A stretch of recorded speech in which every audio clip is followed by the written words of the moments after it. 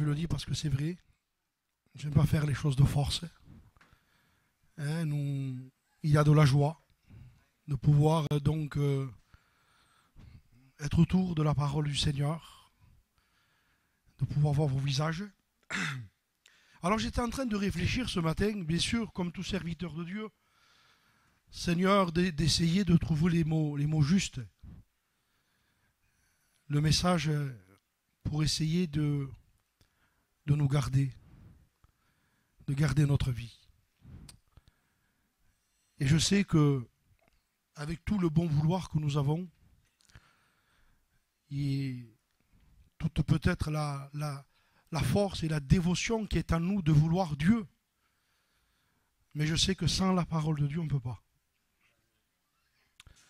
On ne peut pas. On ne peut pas se garder. On ne peut pas se garder. Nous n'avons pas assez de puissance et de pouvoir pour pouvoir nous garder. J'ai écrit quelque chose que je voudrais vous dire en introduction. J'ai écrit ça. J'ai rappelé cette pensée dimanche à Perpignan en faisant la mission. J'ai écrit « La vraie communion, c'est se voir ».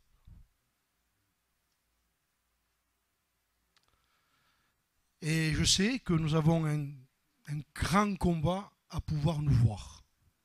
Et je rappelais dimanche, il est très facile de voir les autres. J'ai de la communion, mais ma communion me permet de voir les autres. Alors que la vraie communion, c'est se voir. Mais vous avez remarqué que c'est difficile de se voir. Oui ou non? Puisque Jésus dira, regardez, je l'ai là devant vous, Jésus dit pourquoi? Il dit pourquoi? Vois-tu la paille qui est dans l'œil de ton frère? Si Jésus dit, c'est parce qu'il sait que ça nous arrive. Il dit pourquoi? Il dit vois-tu la paille? Pourquoi tu la vois? Alors pourquoi on arrive à voir facilement la paille des autres et nous avons un mal fou à nous voir? Pourquoi? Parce que peut-être, sans le vouloir, notre approche de Dieu n'est pas l'approche que le Seigneur voudrait pour nous. Alors vous comprenez que ce matin, je ne vais pas vous prêcher pour essayer de vous chiner. Ça fait un moment qu'il n'a pas prêché, qu'est-ce qu'il va prêcher? Il va prêcher... Vous savez qu'on peut prêcher et chiner les gens. Et je sais le faire, hein. Mais devant Dieu, je n'ai pas le droit. Alors qu'est-ce qu'il va prêcher alors? N'ayez pas peur, je ne vais pas aller au-delà et je ne vais pas aller non plus moins. Mais je vais d'essayer déjà de m'avertir et de vous avertir. Parce que le but, c'est bien tout ce qui se passe, c'est très bien. Mais je sais que vous êtes intelligent pour voir ce qui est en train d'arriver. Vous êtes intelligent. Ce qui arrive aujourd'hui. Ce qu'on entend. Nous sommes en danger. Hier, j'ai téléphoné à Xavier et je voulus le fortifier un peu par rapport à la réunion qu'il a fait à Béziers. Et je lui ai dit, on a du succès à se faire. Il m'a dit, oh oui. J'ai été surpris de voir ce que j'ai vu. Je ne rentrerai pas dans les détails, mais je ne suis pas là pour parler des autres. Je suis là pour me voir à moi. Mais ce que je vois autour de moi, c'est parce que Dieu veut me parler. Et on peut avoir une communion pour voir les autres. Dieu m'a dit, il m'a parlé, il m'a montré ça. Dieu m'a dit de te dire, mon frère. Dieu m'a dit de te dire, ma soeur. Et Dieu me dit à moi, et toi, qu'est-ce que tu te dis à toi? C'est important ça. C'est très important. Je sais qu'on a un combat pour se voir, je le sais. Jésus dit, pourquoi vois-tu la paille qui est dans l'œil de ton frère et n'aperçois-tu pas? C'est Jésus qui le dit. Hein. Donc ça veut dire qu'il sait qu'on n'arrive pas à se voir. Il dit, tu n'aperçois pas la poutre qui est dans ton œil. Et Jésus continue en disant, comment peux-tu dire? C'est parce qu'il sait qu'on le dit. Jésus ne se trompe pas quand même. Je peux me tromper ce matin, moi. Il s'est trompé là, peut-être. Hein. Mais Jésus ne se trompe pas quand même. Quand il dit, comment tu peux dire à ton frère, laisse-moi ôter la paille? Et je dis, je réfléchis, je dis, pourquoi vient ce sentiment de vouloir enlever la paille des autres? Mais parce qu'on ne se voit pas. Alors on a une communion, on cherche Dieu, on lit la Bible, on prie, si on le fait. Et je ne suis pas là pour accuser qui que ce soit. Mais si vous êtes un chrétien, vous devez lire votre Bible.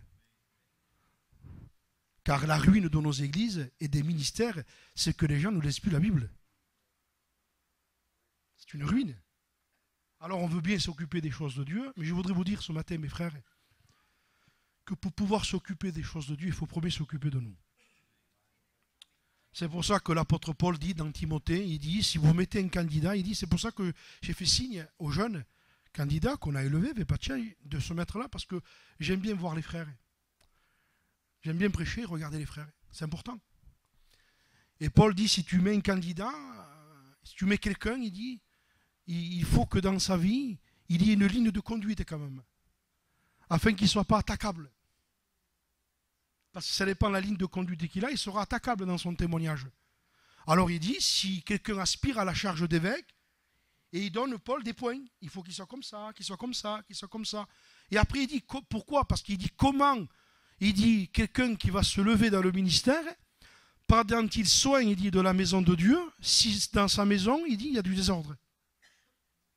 Alors Paul, avec amour, il dit non, il dit, il faut qu'un candidat qui se lève dans le service, il faut que lui-même, il ait une ligne de conduite dans sa vie, dans sa maison et dans son foyer surtout.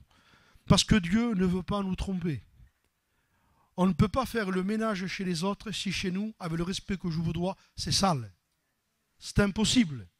On ne peut pas dire aux frères ce que nous, on ne vit pas. C'est pour ça qu'aux études, quand j'étais jeune, dans les années 2000, un ancien disait, ce que tu prêches, il faut que tu le vives. C'est important ça. Ce que tu prêches, il faut que tu le vives. Ça veut dire que la force de notre vie, de notre témoignage, de notre prédication, de notre prière, de notre ancienneté, puisque ce matin aussi, il y a des anciens ici, des serviteurs anciens, des chrétiens anciens, donc l'Église, elle grandit. Il y a des frères, il y a des jeunes. Donc mon souci à moi, en réfléchissant à cette Église, comme aux autres aussi, et en me regardant à moi, parce que je ne voudrais pas ce matin essayer dans la prédication d'enlever la paille, et Dieu dit, tu ne peux pas, tu as une poutre. Qui, moi? Eh oui, mais c'est normal, dit le Seigneur, tu ne te vois pas. Vous n'avez pas remarqué? Regardez, c'est un exemple, comprends, hein? T'es molesté. Il dit, tu vois, tu ne te vois pas. C'est orgueilleuse, hein? Tu vois, tu ne te vois pas. Tu ne vois même pas que tu as de l'orgueil, toi. Parce que le Seigneur sait qu'il est facile de plonger dans la vie des gens. Alors il dit, pourquoi tu vois la paille? Il dit, tu ne vois pas ta poutre. Et il dit, pourquoi tu dis à ton frère, laisse-moi ôter la paille qui est dans l'œil de ton frère, toi qui as une poutre dans le tien. Et là, le Seigneur avait de l'amour.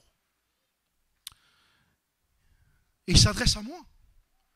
Parce que je serais un hypocrite de vouloir enlever la paille de Pachai et que moi, je ne vois pas ma poutre.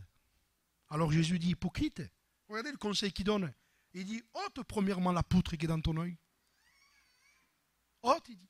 Ça veut dire, travaille à ton salut. Regarde-toi dans la communion avec Dieu. Quand tu lis la Bible, il dit, lis-la pour te voir. Quand tu pries dans ta chambre, il dit, prie pour te voir. Vous comprenez? Non, vous ne me comprenez pas.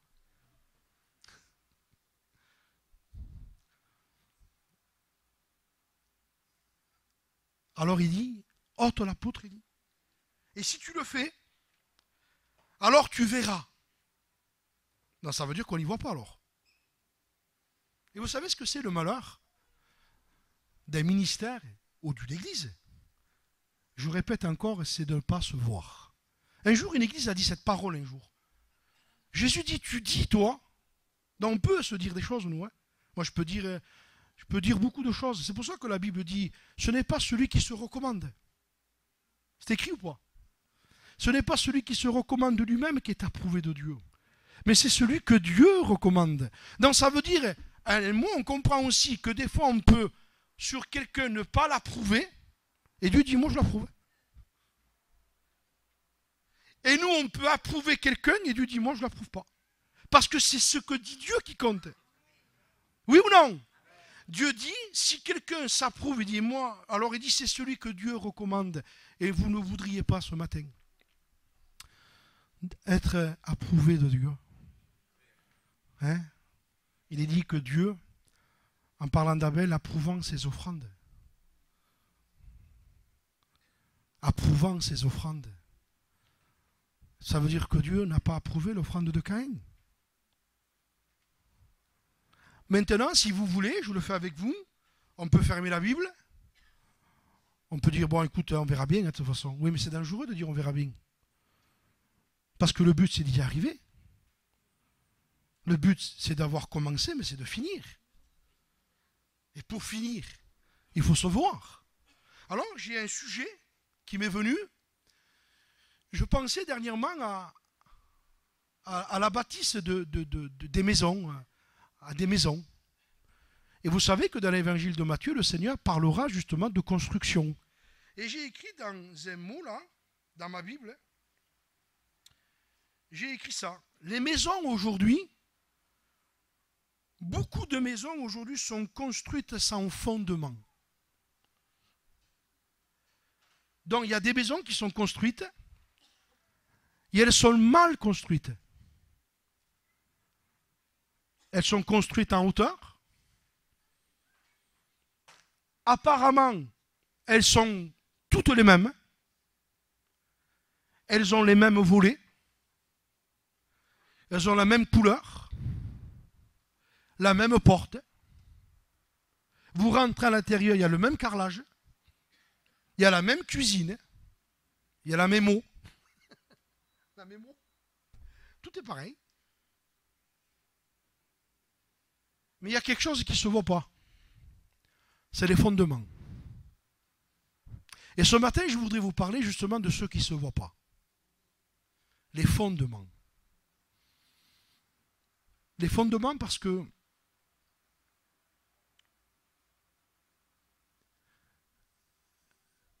s'il n'y a pas de bons fondements, la maison ne tiendra pas.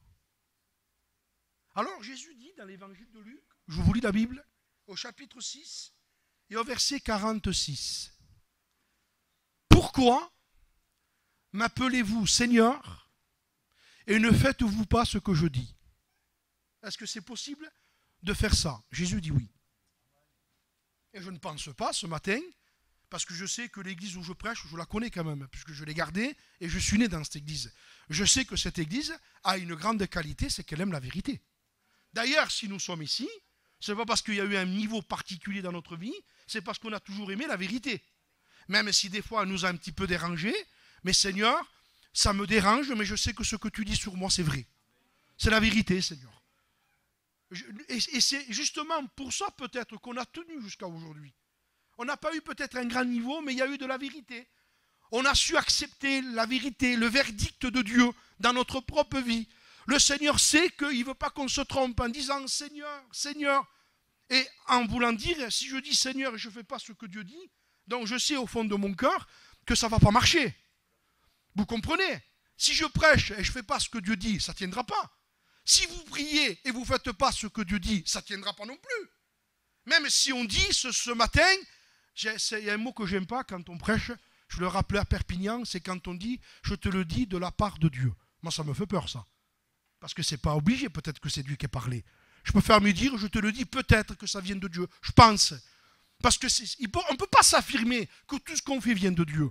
Il faut qu'il y ait de la crainte. Il faut qu'il y ait de la crainte. Même dans une prédication, il faut qu'il y ait de la crainte. Moi, ce matin, je te dis de la part de Dieu. Et si ce n'est pas Dieu qui l'a dit, et que ça vient de moi, comment on fait? Donc, il faut de la crainte. Quand on prie, quand on prêche, quand on prophétise, Seigneur, remplis-nous de crainte. Et Seigneur, viens ce matin, parce que Dieu a le droit. De quoi il a le droit? Il a le droit de rentrer, de fouiller, puisque c'est sa maison.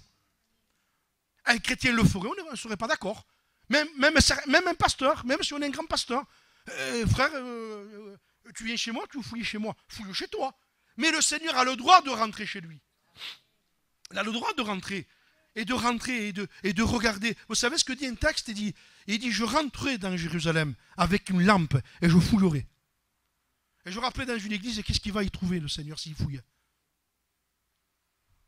On n'aime pas trop quand Jésus fouille.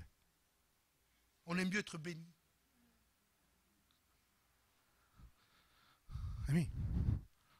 Mais je sais une chose, que pour m'en sortir, il faut que je sache sur quoi je bâtis. Il faut que je le sache. Alors il dit, pourquoi m'appelez-vous Seigneur et ne faites-vous pas ce que je dis? Je vous montrerai. C'est lui qui a le pouvoir de le faire. Vous savez, quand les choses ne viennent pas de Dieu, il faut faire attention. Si par exemple, Patien vient me voir, il me dit, je veux te montrer quelque chose. Oui, mais je suis fermé. D'ailleurs, quand on est fermé, c'est notre malheur. Je suis fermé. Je ne suis pas ouvert au dialogue. Je ne suis pas ouvert à un conseil. Donc Dieu nous laisse. Mais quand Dieu dit, je veux te montrer. Est-ce que vous acceptez que le Seigneur ce matin veut te montrer?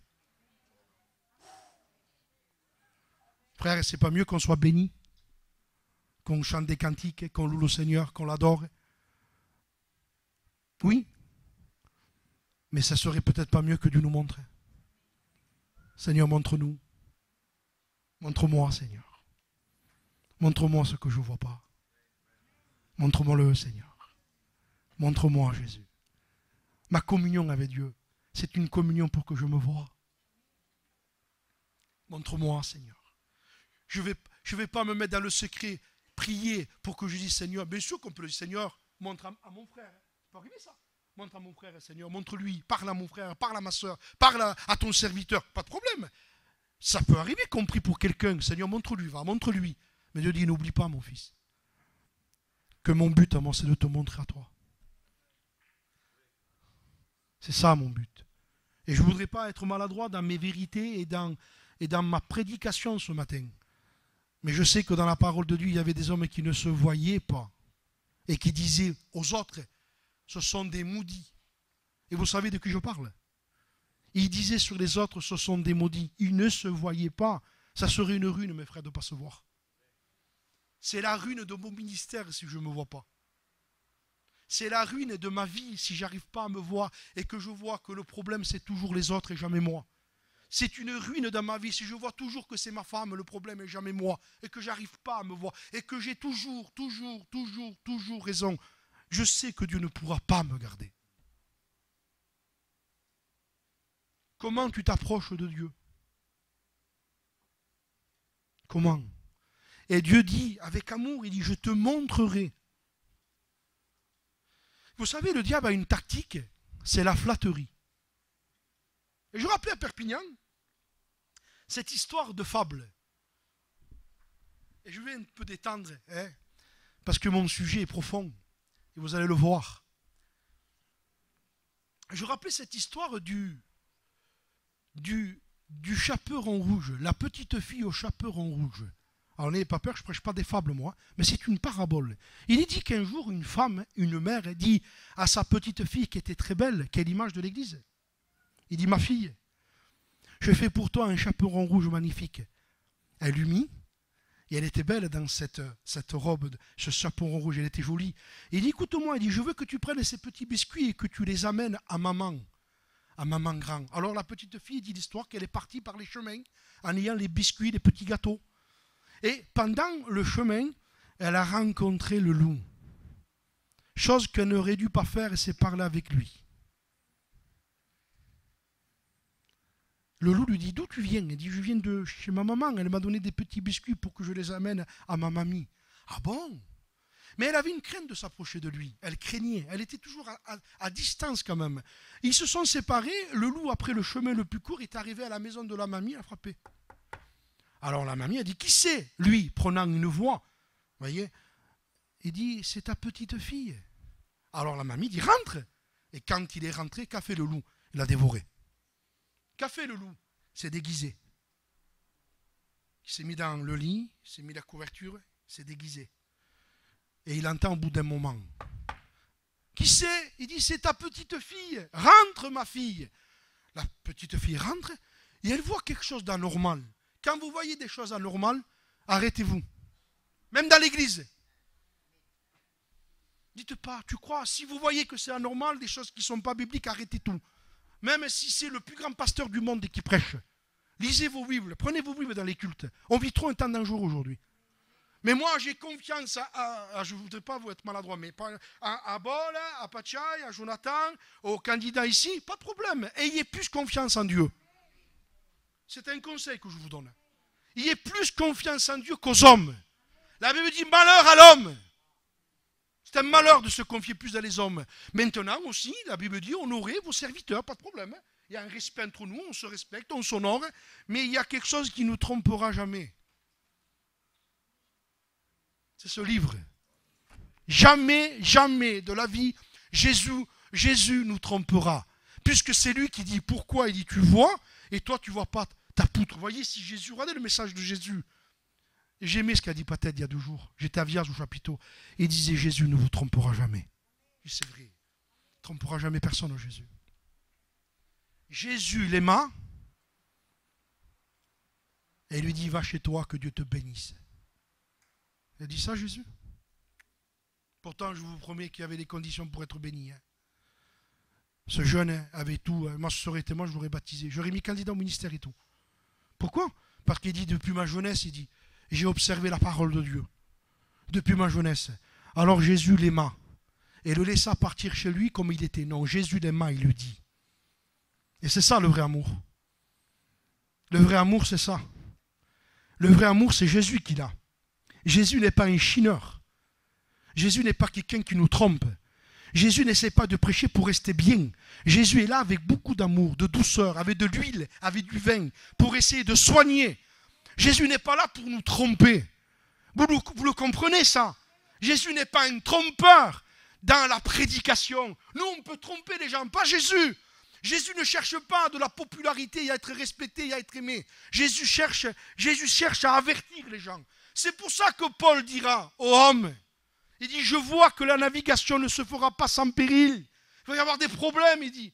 Et la Bible dit que le centenier n'écouta pas Paul. Vous savez que Paul, c'est la Bible. Ils n'ont pas voulu écouter Paul, l'homme de Dieu, l'homme de l'esprit. Il dit, non, il n'y en a pas besoin de t'écouter à toi, tu es un prisonnier, reste là. Alors ils ont voulu naviguer sans Paul. Voulez-vous faire les choses de Dieu sans la Bible? Voulez-vous faire les choses de Dieu sans la Bible? Faire des réunions sans la Bible, sans Jésus, avec des sentiments, avec des bonnes pensées, avec... on ne peut pas. C'est pour ça que Paul dit, quand tu prêcheras, Timothée, prêche des paraboles. Prêche des sentiments. Il dit non, prêche la parole. Insiste. En toute occasion, favorable ou non, car il viendra un temps où les hommes aimeront la vérité absolument. Mais Paul ne dit pas ça. Il dit viendra un temps où les hommes ne supporteront plus la saine doctrine, mais auront la démangeaison d'entendre des choses agréables. Et on vit ce temps. Et Jésus ne veut pas nous tromper. Alors, c'est ta petite fille. Elle rentre, elle voit. Elle dit, mais mamie, tu as bien changé. Ah, tu sais, ma fille, j'ai vieilli. Mais tu as des grands bras, mamie. C'est pour mieux te serrer, mon enfant. Que tu as des grands yeux, c'est pour mieux te voir. Mais mamie, tu as des grandes oreilles, c'est pour mieux t'entendre. Que tu as des grandes dents, c'est pour mieux te manger. À cada mangiada. Pourquoi? Le loup était un flatteur. Et le diable est un flatteur. Il vient vers toi et te dit, t'as vu comment tu prêches toi? Il n'y a personne qui prêche comme toi. Le diable vient et te flatte. Pourquoi? Parce qu'il veut nous manger. Il n'a qu'un but, c'est nous dévorer. Je voudrais vous dire ce matin que Dieu nous aide. Mes frères, et je ne sais pas pourquoi je le dis comme ça, pourtant ce n'est pas le cas, mais j'ai presque peur, on ne s'en sortira pas sans la Bible. Même avec des bonnes résolutions, on ne s'en sortira pas. On ne s'en sortira pas, mes frères. On ne peut pas s'en sortir sans Jésus. Comment vous voulez marcher avec Jésus sans Jésus? Comment on va faire? Comment vous voulez être un chrétien sans Jésus? Comment c'est possible? Nous vivons des temps compliqués. Les gens tombent. Les gens abandonnent le Seigneur. Il viendra un temps, dit Paul, ils abandonneront la foi. Et vous savez, il y avait une certaine crainte dans l'apôtre. en parlant justement par rapport à la foi, aux choses de Dieu. Je reviendrai tout à l'heure sur le fondement. Quand l'apôtre Paul dira à travers, Jude, il dit comme ça, Jude, alors il dit, je me suis senti, bien-aimé, je désirais vivement vous écrire au sujet de notre salut commun. Il dit, je voulais vous écrire sur notre salut, je voulais vous fortifier, je voulais vous encourager. Écoutez ce que dit cet homme. Il dit, mais je me suis senti obligé. Et on sent qu'il est urgent d'avertir le peuple, de nous avertir, de nous tenir en éveil. Je ne sais pas si vous le faites, mais si je le fais, que je mets Paul de côté et que je veux naviguer sans lui. D'ailleurs, il y a beaucoup de vies aujourd'hui qui veulent naviguer sans Paul. Paul, c'est les 13 épîtres. Paul, c'est la Bible. La Bible dit, et je voudrais vous rappeler avec beaucoup d'amour et de respect, je me rends compte, je parlais avec Pacha il y a quelques jours, on a eu une rencontre ensemble, je disais, Pacha, nos églises, elles ne peuvent pas s'en sortir sans le Seigneur et sans les ministères. Même si vous le pensez que oui, vous vous trompez. L'Église a besoin, non pas du ministère, mais des ministères. Pourquoi je dis ça? Parce qu'un ministère n'est pas complet. Mais par contre, les ministères se complètent. Tous les ministères se complètent. Et on a besoin des ministères, pas des mystères, mais des ministères qui apportent la parole de Dieu, qui apportent le conseil de Dieu. C'est pour ça que je me suis senti obligé écoutez ce qu'il dit, de vous envoyer cette lettre pour vous exhorter à combattre pour la foi. Et je rappelle une fois, mais il se trompe, on ne combat pas pour la foi, on combat par la foi. Il s'est trompé? Non. Il dit, je ne vous exhorte pas à combattre par la foi, parce que ça c'est acquis. Ça fait des années que vous êtes chrétien, et vous avez appris à combattre par la foi. C'est-à-dire pas par toi, par la foi en Christ. Pas par tes capacités, par la foi en Christ. Mais maintenant, il dit, nous arrivons à un temps où l'heure est tardive, ça devient dangereux. Homme, je vois que la navigation devient dangereuse.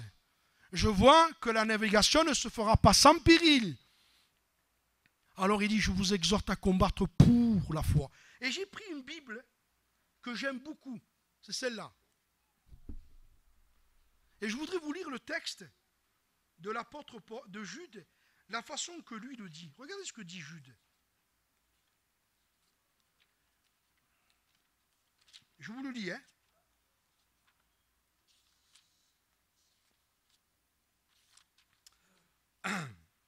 Voyez ce que dit cet homme de Dieu. Il dit comme ça, « Bien-aimé, cher ami, j'ai depuis quelque temps un grand désir de vous écrire au sujet du salut qui nous est commun à vous et à moi. Mais je me sens pressé avant tout de vous encourager à lutter pour la foi qui a été confiée une fois pour toutes au peuple de Dieu. En effet, la foi, cette foi, elle est en danger. Car certains éléments se sont insinués parmi nous, et des hommes sans foi ni loi, qui abusent de la grâce de notre Dieu, en font une licence par leur vie immorale. Ils renient Christ, notre seul maître. Depuis longtemps, l'Écriture a prédit leur venue et annoncé le jugement qui les attend. » Donc il dit, il y a un évangile qui va arriver et qui presque dira, c'est ce mot que j'ai écrit, ce matin j'ai étudié quelque chose. J'ai écrit légalisme et le laxisme. Je ne voudrais pas être compliqué, mais qu'est-ce que c'est le légalisme? Alors j'ai écrit. Le légalisme est le souci de respecter les choses de Dieu sans que le cœur et la conscience soient engagés. Le légalisme remplace la piété et la communion avec Christ par des règles destinées à soulager notre conscience. Un homme légalisme. Et il dit, un légaliste veut dominer, régner. Un légaliste met des interdits au lieu de prêcher Christ. Voilà ce que c'est un légaliste. Il dit constamment, interdit, des interdits. C'est pour ça qu'il me dit, tout m'est permis. Mais tout n'est pas utile. Un légaliste met des interdits. C'est pour ça que Paul dira, certains disent, ne va pas, ne touche pas, ne goûte pas. Ça devient compliqué de dire aux gens, je t'interdis de faire ça. On ne peut pas prêcher comme ça. On ne peut pas dire à un chrétien, je t'interdis, ne le fais pas, ne va pas. De toute façon, vous le ferez, vous ne nous écouterez pas. Alors il dit, un légaliste, c'est ça. Il met des interdits, il met des lois, il met des charges sur le peuple. Et il dit, un légaliste impose aux autres ce que lui ne vit pas. C'est un légaliste. Un légaliste conduit à l'esprit d'autorité et du jugement des autres et favorise l'esprit de la chair et un parti. Alors j'ai dit, c'est dangereux un légaliste. Quelqu'un qui impose, qui met des interdits. Mais j'ai regardé aussi le mot laxiste. Il y a très peu de choses. Le laxisme, c'est l'absence de règles. En latin, veut dire large, relâché. Ça veut dire, voilà, tout est large. La porte est bien large. On se relâche et tout rentre. C'est ça le laxisme. C'est qu'au nom de l'amour, tout rentre. Au nom de l'amour, il faut tout accepter. Ce n'est pas l'évangile, ça. C'est le laxisme. Ce n'est pas Jésus, ça. C'est pas Jésus, ça. Oui, mais comment tu fais faire? Comment tu veux faire? Il faut prendre la Bible. Et il faut lire la Bible. Il faut lire la Bible. Il faut s'instruire dans la Bible. Dieu a placé des ministères pour que justement la maison de Dieu, et Paul dira, je crois, à Timothée, je t'écris ces choses, avec l'espérance d'aller bientôt vers toi. Mais si je tarde, il semblerait que Jésus tarde. Oui ou non? Tarde le Seigneur. Il dit, si je tarde, il dit, tu sauras. Non, ça veut dire qu'il faut savoir. Tu sauras comment il faut se conduire dans la maison de Dieu, qui est la colonne et l'appui de l'amour. Ah, je me suis trompé. Il dit l'Église, c'est la colonne et l'appui de la vérité. Et je disais à Perpignan, vous voulez savoir si vous avez dévié? C'est important de le savoir. Hein? Il y en a qui ne veulent pas le savoir. Moi, je veux savoir, Seigneur, éclaire-moi. Et je disais à Perpignan, si vous voulez savoir si vous avez dévié, alors le peuple disait Amen. Je disais, si vous commencez à combattre contre la vérité. C'était un signe déjà. En moi, je commence à dévier. Le signe, c'est que vous commencez à combattre la vérité. Vous n'acceptez plus que Dieu dise. Dieu dit. Jésus dit. Il est écrit. Il est écrit. Il est écrit. Il est écrit. Regardez si c'est important de se voir. Vous savez ce qu'a fait un homme un jour? Il ne se voyait plus. Il est monté sur un âne. C'était Balaam. Et le texte dit, après il dit, avoir commencé, ils ont quitté le droit chemin. C'est Pierre qui dit ça. Et Balaam, à un moment donné, est sur son ânesse. Ce matin, je disais ça tout seul. Je sais pourquoi il a fait ça. Il était en train de frapper celui qui voulait le bénir. Il frappait l'ânesse et qui voulait le ramener dans la vérité. Il frappait l'ânesse et qui voulait l'éclairer. Il frappait l'ânesse et qui voulait le garder. À un moment donné, l'ânesse voit l'ange de l'Éternel, qui est le Christ, dans l'Ancien Testament, avec une épée. Quand il voit l'ânesse, qu'est-ce que fait l'ânesse? Se détourne. Que fait Balaam? Il frappe l'ânesse.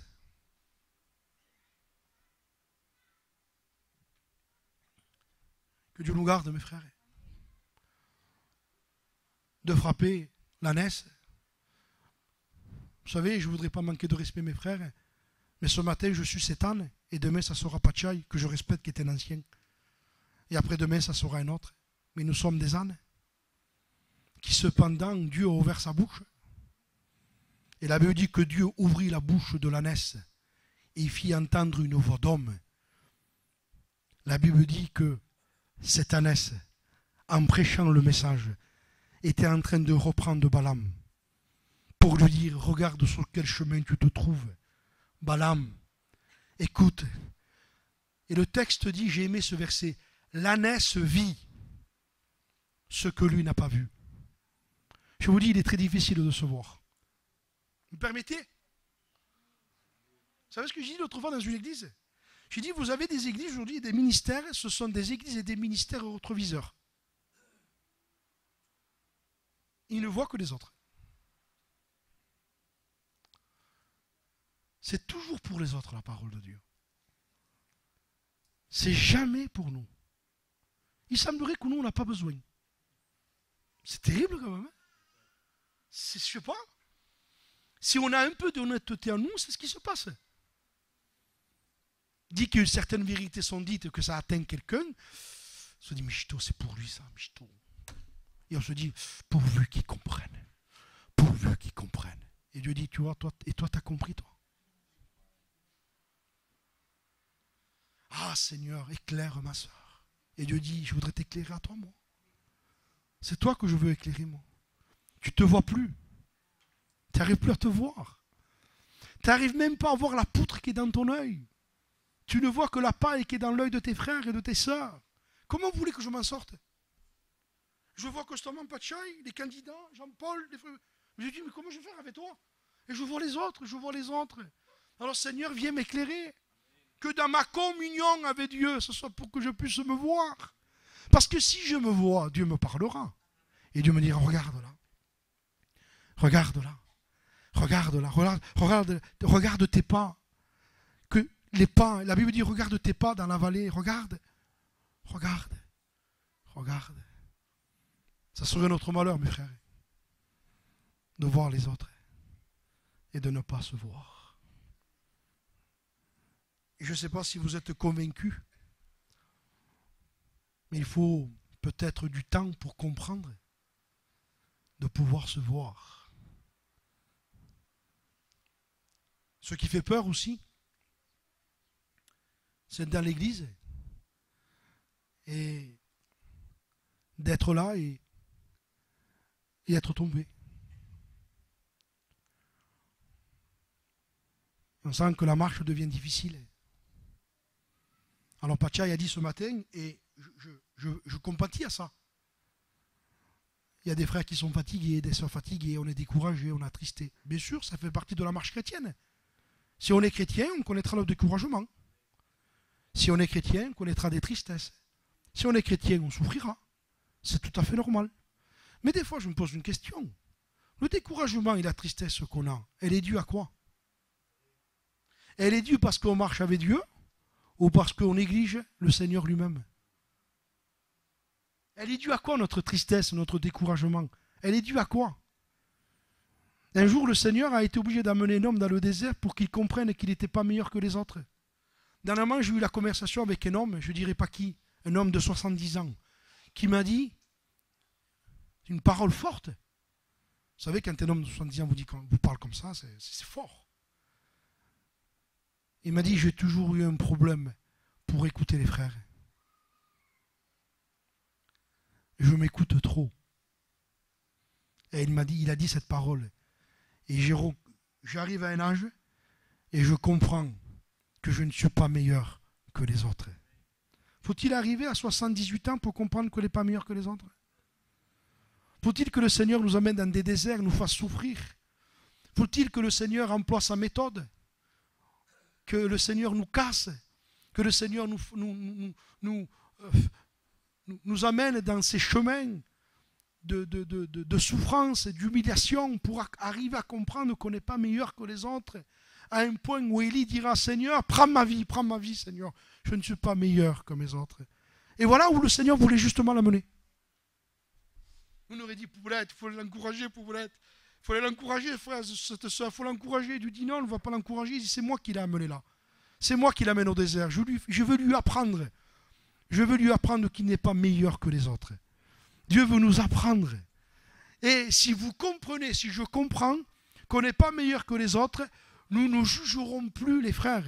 Nous nous jugerons nous-mêmes. Vous savez que le passage de la Sainte Seine, ce n'est pas pour juger les autres. Et il dit, quand tu prends la Sainte Seine, il dit, examine tous les frères. Examine-les, il dit, regarde tout le monde. Hein. Regarde-les. Et si tu vois qu'il y en a un qui ne peut pas prendre la Sainte Seine, interdis-lui la Sainte Seine. Ne dit pas ça la Bible. La Bible dit, quand vous prenez le repas, il dit que chacun s'examine soi-même. C'est dur de se voir. J'avais aimé ce que disait un jour un frère ancien, c'est Daga qui disait ça. Est-ce que tu t'es vu quand tu as bu? Est-ce que vous avez vu quelqu'un qui a bu? Vous l'avez pas vu? Il veut conduire et tout. Mais tu ne peux pas conduire. C'est Brumanaï. Oh, je ne vais pas faire rire. Tu ne peux pas. Pourquoi? Parce qu'il ne se voit pas. quelqu'un qui ivre ne se voit pas. Et quelqu'un qui ivre de la chair ne se voit pas. Il ne se voit pas. Et si tu ne te vois pas, tu vas tomber. Si je ne me vois pas, je vais tomber. La Bible, c'est un miroir. Ce n'est pas un rétroviseur. C'est un miroir pour que je me voie. La Bible est un miroir pour que je vois mes défauts à moi. La Bible est un miroir pour que je me regarde. C'est pour ça que la Bible dit celui qui aura plongé ses regards. Il ne dit pas celui qui aura plongé les regards dans la vie de l'autre. Il dit celui qui plongera ses regards à lui et qui se regardera. Parce que je vous dis, bâtir, c'est ça. C'est ça, bien bâtir. Et Jésus dit, si quelqu'un bâtit la maison, il dit, sans fondement, sans creuser, il dit, qu'est-ce qui va se passer? Il dit, le torrent viendra et fera tomber cette maison. Et Jésus dit, et la ruine de cette maison sera grande. Par contre, il dit, si quelqu'un bâtit, il dit, sur sa maison et qu'il creuse, vous imaginez, je veux construire une maison, je prends une tractopelle et je fais un trou dans le terrain de l'autre. Mais qu'est-ce que tu fais? Mais je veux construire une maison. Mais c'est pas ton terrain, ça. Construis ta maison. Il est là, mon terrain. Mon terrain, c'est moi. Vous comprenez? Je dois creuser, moi. Alors il dit, celui qui creuse, il creuse, il se regarde. Il se regarde. Vous savez ce que dit un texte? Ils n'aperçoivent pas ce qui les fera tomber. Vous êtes convaincus ou pas? Non? C'est parce que tu ne te vois pas. Et non, on ne se voit pas. On voit les autres. Alors il dit, il creuse, et il met le fondement. Il met le fondement. Qu'est-ce qui se passe? Parce que nous, on peut dire ce matin, frère,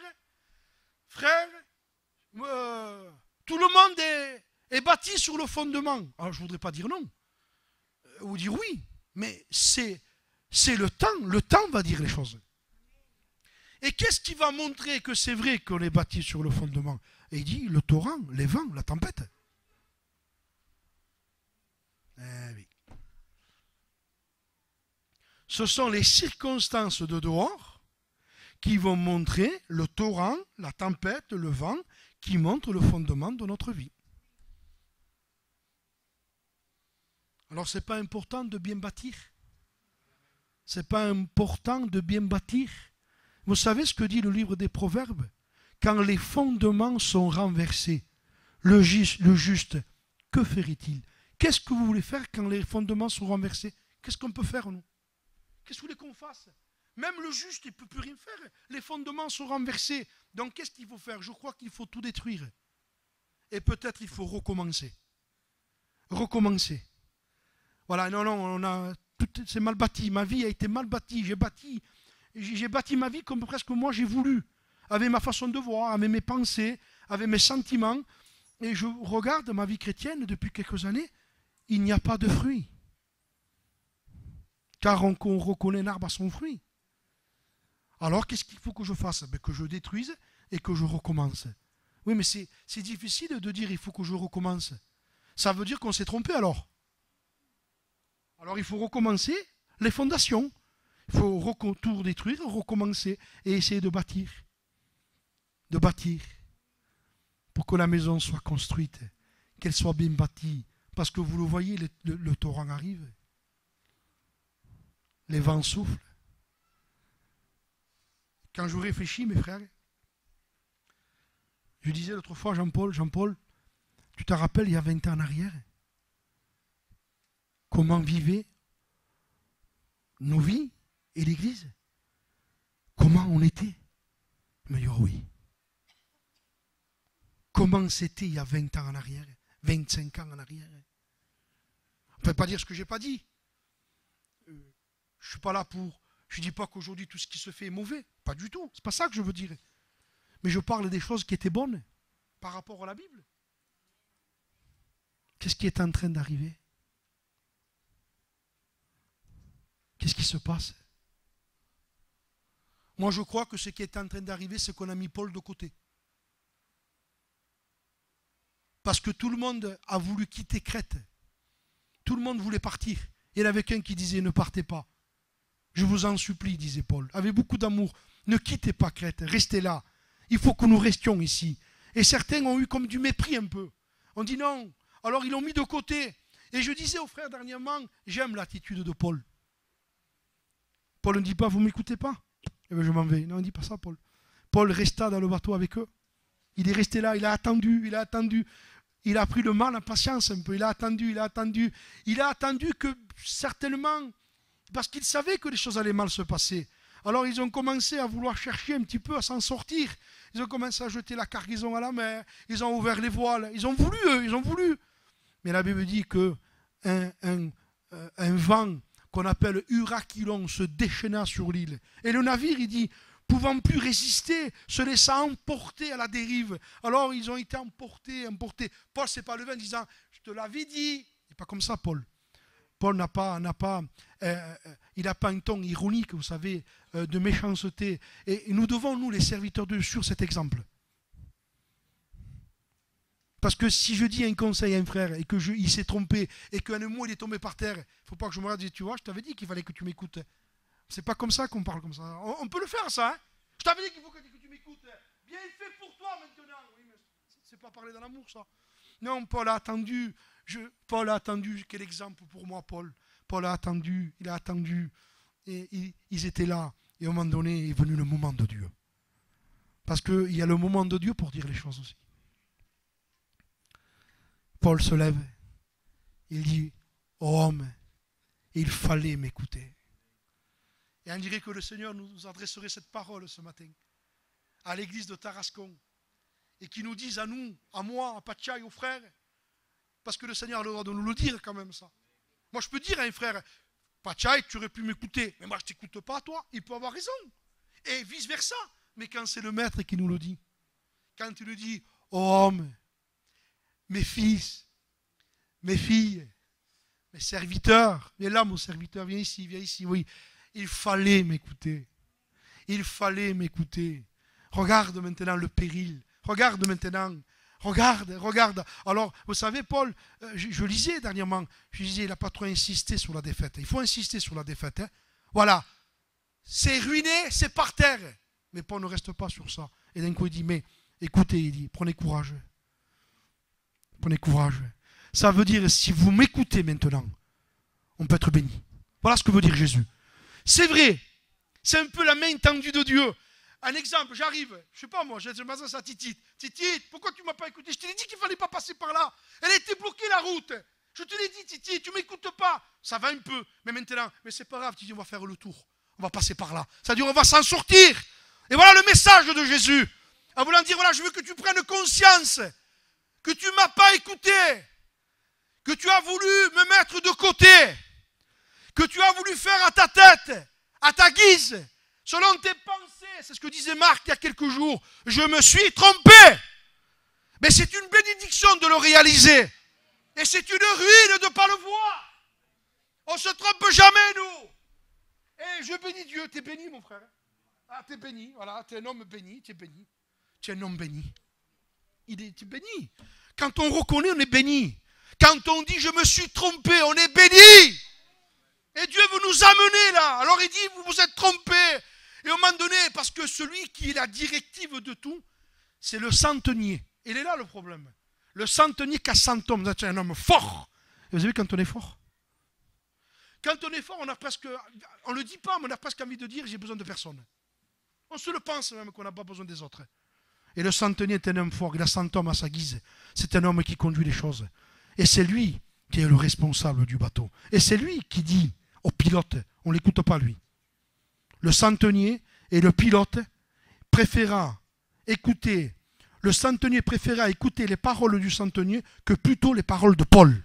C'est écrit comme ça. Il a poussé Paul et il s'est passé ce qui s'est passé. Qu'est-ce qui s'est passé? C'est que normalement un bateau est sur l'eau. Une bénédiction, un bateau sur l'eau. Mais quand l'eau rentre dans un bateau, c'est une ruine. Hein. Et l'église, c'est un bateau. Elle est sur l'eau, c'est-à-dire c'est le bateau qui est sur l'eau. C'est l'église qui marche dans le monde. C'est l'église qui est forte, qui est puissante. C'est l'église qui est dominée par le Saint-Esprit. C'est elle qui gère. C'est elle qui voit les choses. Le capitaine, c'est Jésus. On va plus pas mieux savoir que le capitaine quand même. Le capitaine conduit les choses. C'est lui qui dit on passe à droite, on passe à gauche, le gouvernail là et là-bas. C'est le capitaine qui sait. Et Paul a été poussé, a été mis de côté. Ne mets pas la parole de côté, mon frère et ma soeur. Ne rejetons pas la parole. Ne rejetons pas le conseil de Dieu pour notre vie. C'est pour ça que Jésus dit à une église, je te conseille d'acheter de moi. Voilà ce qu'elle disait, elle. Voilà ce qu'on se dit, nous. Je suis riche. Je vois. Je sais. Et Jésus dit, je vais te révéler ton état, toi. Paul, viens me voir, je vais te révéler. Moi, Seigneur, moi qui fais des missions, je vais te viens voir. Viens ici. Écoute-moi, je vais te révéler quelque chose. Toi, tu dis que tu es riche, ouais. Moi, je te dis, écoute-moi ce que je te dis, tu es pauvre. Mais Seigneur, moi, je vois, je prêche. Moi, je te révèle quelque chose. Tu es aveugle, tu vois rien. Alors Dieu avait beaucoup d'amour, il dit, je te conseille d'acheter de moi de l'or éprouvé. Je te conseille de prendre un collier. N'acquise-moi, pas besoin de collier. Moi, je vous avais dit, j'en ai besoin. J'ai besoin d'un collier. Ah, mets-le, Seigneur, envoie le collier de ta parole. Mets-le sur mes yeux. Un collier qui m'éclaire. Et dit, je te conseille d'acheter de moi un collier pour que tu oignes tes yeux, afin que tu y vois. Parce que dit, tu ne vois plus. Vous voyez la preuve qu'on ne voit plus des fois. Et il dit, regarde, il dit, Église, tu t'es pas rendu compte. Tu t'es pas rendu compte. Tu n'as été ni froide. Tu n'as été ni bouillante. Tu es tiède. Tu es dans la tiédeur. Tu es dans l'église, mais tu es tiède. Mission, tu es tiède. On est tiède. On n'est pas bouillant. On essaye de se surpasser, mais il y a quelque chose qui cloche. Il y a le fer de la hache qui tombait. On n'est plus efficace. La prière ne nous attire plus. La communion ne nous attire plus. La Bible ne nous attire plus. On est séduit par nous-mêmes. On est séduit. Même des missions peuvent nous séduire. Parce que si on ne suit pas Jésus, on est séduit. Mais elle se dit, je vais au séminaire. Une fois, je lui disais, je fais des missions. Il dit, tu ne peux pas faire des missions, tu as démissionné, tu ne me suis plus. Je rappelais au frère, je peux prêcher sans lire la Bible et prier. J'ai besoin de lui. Et Paul dit, oh, mais il fallait m'écouter. Il dit, mais prenez courage, il dit.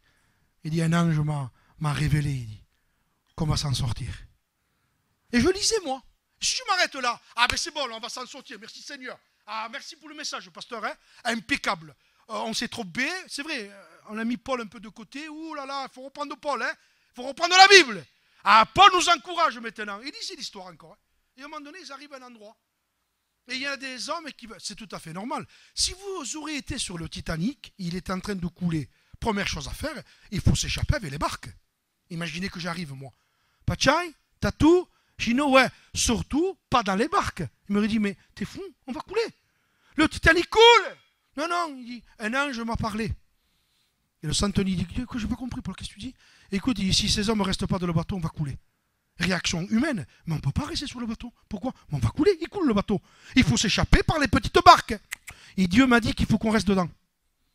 Le centenier qui avait tant de force, écoutez-moi, il dit, il faut écouter ce monsieur. Il vaut mieux l'écouter. Qu'est-ce qu'il faut faire, Paul? Coupez les cordes, il dit. Laissez partir les barques. C'est la folie, mes frères. Hein? C'est la foi de la folie. Coupe les cordes. Il devrait dire, mais qu'est-ce qu'on fait? Les soldats, je suis sûr. Qu'est-ce qu'il dit? Je ne sais pas tromper. On est convaincu que Dieu peut se tromper. C'est sûr. Que Dieu se trompe et que nous, on ait raison. Mais quand même, Seigneur Jésus-Christ. Et le centenier dit, non, coupe. Jusqu'à maintenant, on s'est écouté. Cet homme nous avait avertis, on ne l'a pas écouté. La Bible nous avertit, on ne l'écoute pas. Oh Israël, il dit, écoute-moi et je t'avertirai. Coupe les cordes. Les petites barques s'en vont, moi j'aurais fait, Kindumatch, Seigneur. On aurait pu s'en sortir là. On ne peut pas s'en sortir sans le conseil de Dieu. Les barques ne nous sauveront pas. Les ministères ne nous sauveront pas. L'ancienneté ne nous sauvera pas. La connaissance ne nous sauvera pas. Moi je sais. Ça ne sauvera pas non plus. Qu'est-ce qui va nous sauver? D'écouter Jésus. On a besoin d'écouter Jésus. Vous permettez, je vais finir, je n'ai pas fini. Notre malheur, c'est qu'on n'écoute pas Jésus. C'est notre ruine. On n'écoute pas Jésus. On n'écoute pas Jésus. On n'écoute pas Jésus, il faut écouter Jésus. Il faut écouter Jésus. C'est Jésus qu'il faut écouter. Il faut écouter Jésus, Jésus, Jésus, Jésus. Il faut l'écouter. Ouais, mais il agace Jésus. Il me contrarie. Il me dit le message que je n'ai pas envie d'entendre. Balaam, je te vois sur un chemin qui conduit à la mort. Et au lieu de dire merci Annès, tu m'avertis, il frappe l'ânesse. Et alors d'un coup, le message s'arrête. Il dit pourquoi tu me frappes, il dit. Et j'ai l'habitude d'agir ainsi. Pourquoi tu me frappes, il dit. Voilà la réponse. Pourquoi tu me frappes? Tu vois pas que je veux t'avertir. Tu vois pas que je veux pas qu'on te frappe. Tu vois pas que moi je vois l'ange qui a l'épée et qui veut te couper la tête et que toi tu ne vois pas, Balaam, prophète de l'Éternel, qui a perdu complètement le cap, qui ne comprend plus rien. Prophète, Balaam, oui, tu n'y es plus prophète. Tu n'y es plus, tu n'as que le titre prophète, mais tu n'y es plus. On peut avoir un titre, pasteur ancien, mais si on n'y est plus, on n'y est plus.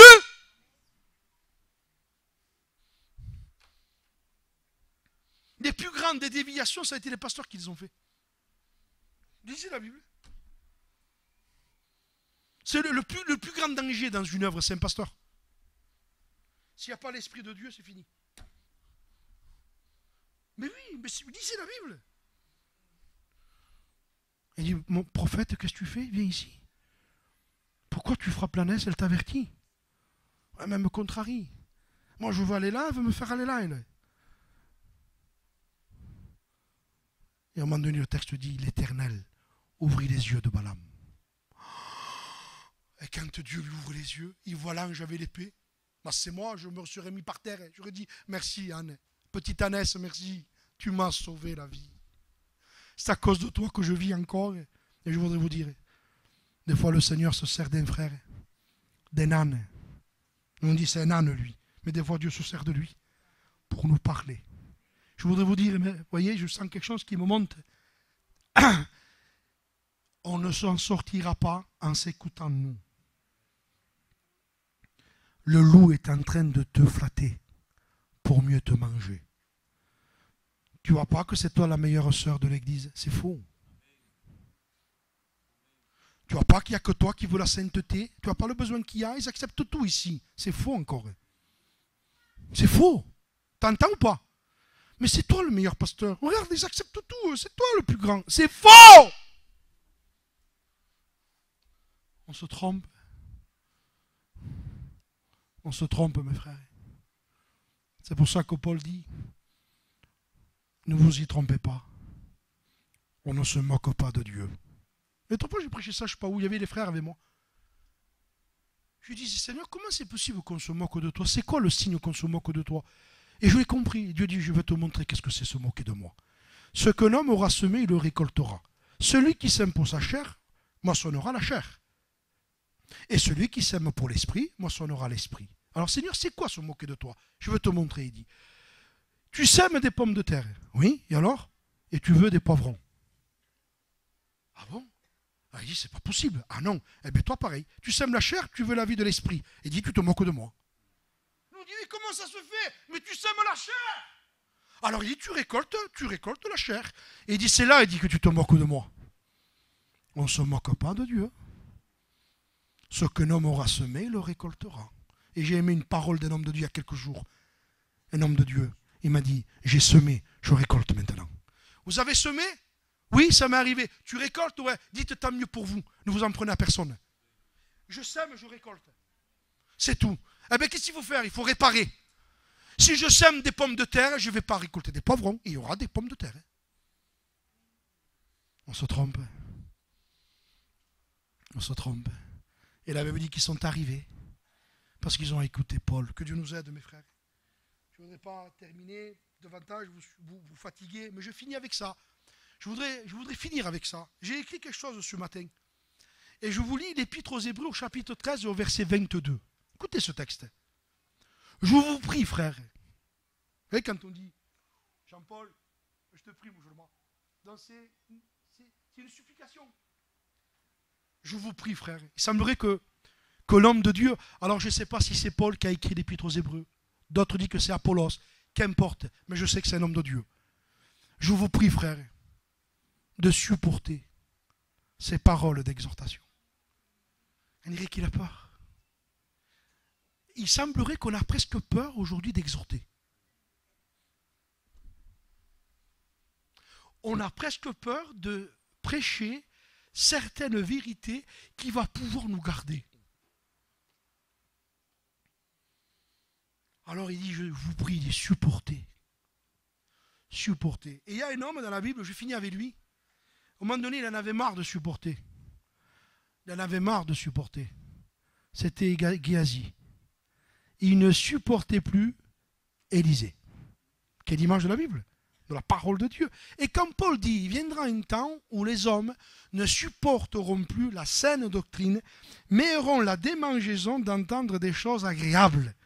Et en lisant ce texte un jour, je dis, agréable, c'est Naaman, puisque son nom veut dire agréable. Et j'ai lu cette histoire un jour, et j'ai compris. Qu'est-ce qui s'est passé?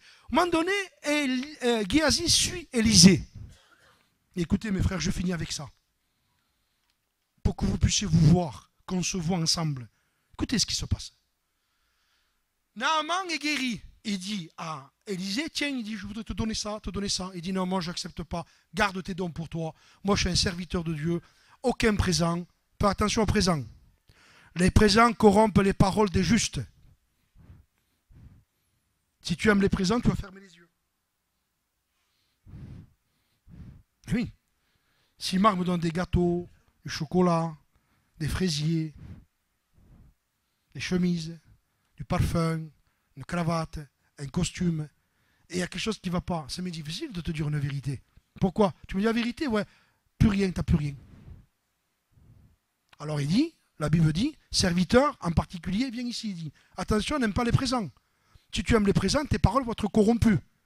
La Bible dit, dans un texte, c'est Paul qui dit, je crois, Tite, dis au vieillard, au jeune homme, à la jeune fille, avec amour, avec douceur, reprend, il dit, avec douceur, avec amour, en instruisant.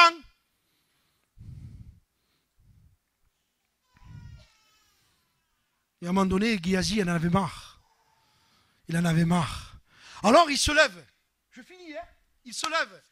Ah, il dit, l'Éternel est vivant. Vous savez, quand vous voulez faire le mal, je vous promets, Dieu n'est pas avec vous.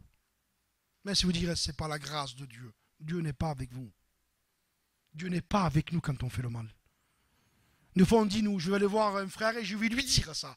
Si Dieu me le permet, Dieu ne te permet pas de dire ça. Ah, Mikalna, il faut que je dise, Jean-Paul, je vais aller à la maison, je vais frapper, et il faut que je lui dise les 4 vérités, si Dieu me le permet. Dieu te permet de faire du mal à des frères? C'est pas comme ça, mes frères. Si on l'en fait, il faut se repentir. Dieu ne permettra jamais qu'on fasse du mal. Mais quand on est touché, on prend Dieu avec nous, on dit l'Éternel est vivant. Et alors Géasi, eh ben, je vais courir après, écoutez, je vais courir après Naaman. C'est-à-dire je cours après agréable. Et que fait, et je finis avec ça, que fait Naaman quand il voit courir un homme qui veut son évangile? Il descend du char. Si vous voulez l'évangile agréable, je vous promets que vous allez le trouver. Il va venir à vous tout seul. Il va dire, je me présente. Je suis Naaman, évangile agréable, t'es le plus beau, t'es le plus fort, t'es le plus intelligent, t'es le meilleur chrétien, ce que t'as fait, c'est pas grave, te repens pas, Dieu le voit, comment tu veux faire? Ça, c'est l'évangile satanique. Il n'est pas vrai cet évangile. Le vrai évangile, c'est pas ça. Et je vais vous montrer que c'est vrai ce que je vous dis. Alors il dit quoi? Alors, il court vers lui. Naaman descend. Il dit, qu'est-ce qu'il y a? Ah, il dit, tu sais, mon maître m'envoie pour te dire, donne-moi ça, donne-moi ça. Il est en train de lui mentir. Géasi, serviteur de l'Éternel, est en train de mentir. L'autre lui donne. Bien sûr, il dit, prends. Il repart. Et Naaman lui dit une parole. Ceux qui lisent la Bible, qu'est-ce qu'il lui dit comme parole? La première parole quand il le voit. Qu'est-ce qu'il lui dit? Est-ce qu'un frère pourrait me le dire? Le premier mot que dit Naaman à Géasi. Là. Il le voit, il lui dit, tout va-t-il bien? Et ça, c'est le faux évangile. Tout va bien? Ça va? Lui il dit, ça va, ça n'allait pas, puisqu'il est en train d'être dans la désobéissance. Écoutez le vrai évangile maintenant. Il repart, lui, il cache ces choses, et il va voir Élisée. Vrai message, le vrai message de la Bible. Élisée le regarde, il lui dit, d'où viens-tu? Et voilà le vrai message. Le faux message, il dit, tout va bien? Ça, c'est le faux message. Le vrai message, toujours Dieu dira, d'où tu viens? Qu'est-ce que tu fais? qu'est-ce qu'il a dit? Où tu vas? Adam, où es-tu? Ça, c'est le vrai message. Où es-tu? Qu'est-ce que tu fais? Où tu vas? Humilie-toi, va voir tes frères, demande pardon. Ça, c'est le vrai message. Le faux message, tout va bien? Ouais, ça va. Ça, c'est le faux message, ça. Et c'est le message de Naaman, le message agréable. Ils auront la démangeuse d'attendre des choses agréables. Le vrai message, c'est Élisée qui l'a. D'où tu viens? Mon esprit n'était pas absent, il dit. Quand j'étais en train de prier dans ma maison, le Saint-Esprit m'a montré ce que tu as fait. Écoute bien, écoute bien.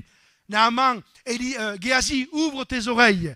Je voudrais te dire, la lèpre de Naaman va s'attacher à toi. Et qu'est-ce qu'il dit après? Il y a ta postérité, c'est-à-dire tous ceux qui vont suivre cet évangile, qui vont suivre l'évangile agréable. Vous imaginez qu'on puisse avoir une communion? Par exemple, je prends les frères avec qui je suis le plus proche, qui des fois, le plus proche, des fois on s'en éloigne, et des fois on se rapproche, mais vous comprenez bien qu'on mourira ensemble. C'est comme ça. On s'approche, on s'éloigne, des incompréhensions, des serviteurs, mais que vous ne le vouliez pas, je mourirai avec Pachai. Je mourirai avec les frères, et lui mourira avec moi. Dernièrement, j'ai appelé mon ancien, je parlais avec lui.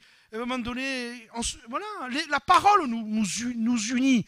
Même s'il y a eu des certains différents. Quand Paul dit dans l'épître au Timothée, il y a eu un jour une cassure, une petite cassure, rien du tout, et dit, Timothée, dis à Marc que je l'attends, il m'est utile. On s'est séparés un peu, il dit, mais ramène-moi-le, il dit, j'ai besoin de lui.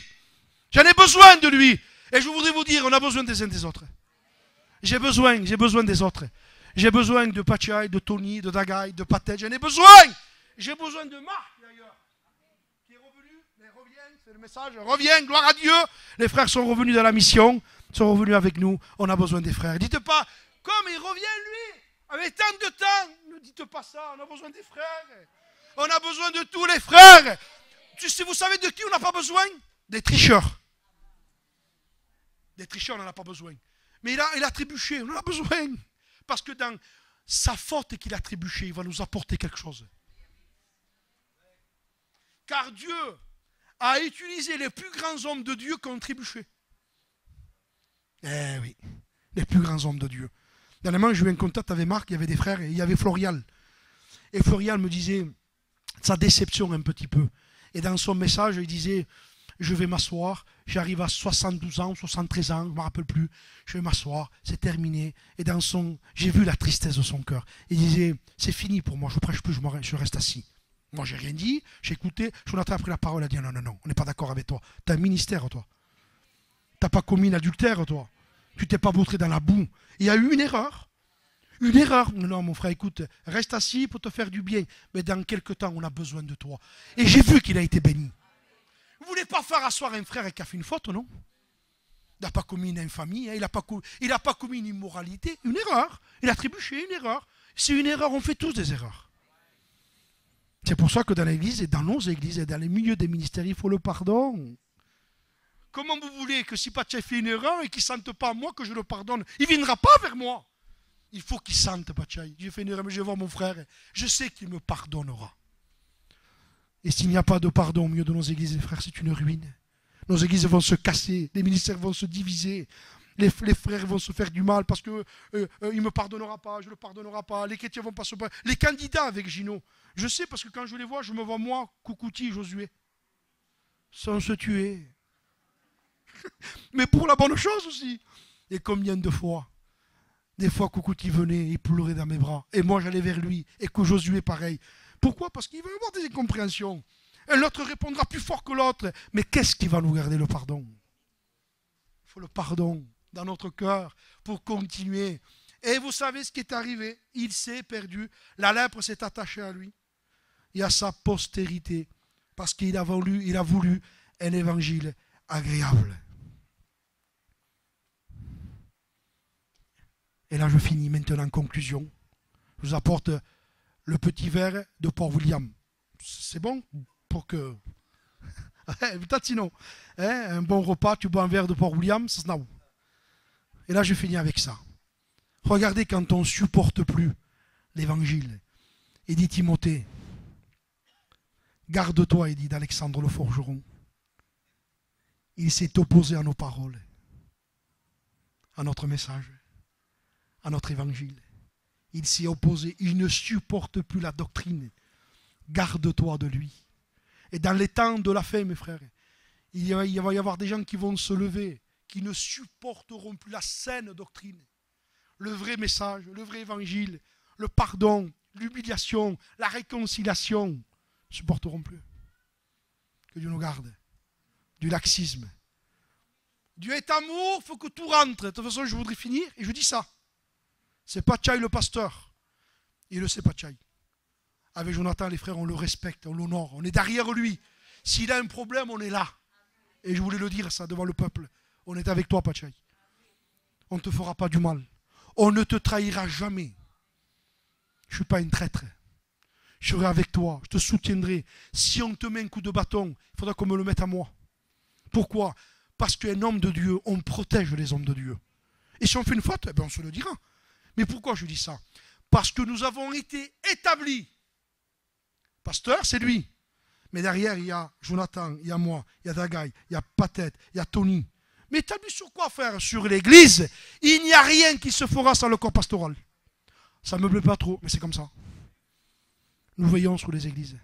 Mais nous, on veut faire ça. Vous pouvez le faire si le corps pastoral dit non, ça ne se fera pas. D'ailleurs, c'est ce qui arrive dans certaines églises. Il y a certaines choses qui ont voulu se faire. Hein. Le corps pastoral se réunit, la Bible a été ouverte, alors non, ça ne se fait pas. Parce que la Bible dit non. Et quand la Bible dira oui, on dira oui. Je bénis Dieu, on prie le Seigneur. Je vais demander à deux frères anciens de prier, à Titi et à Jean-Paul.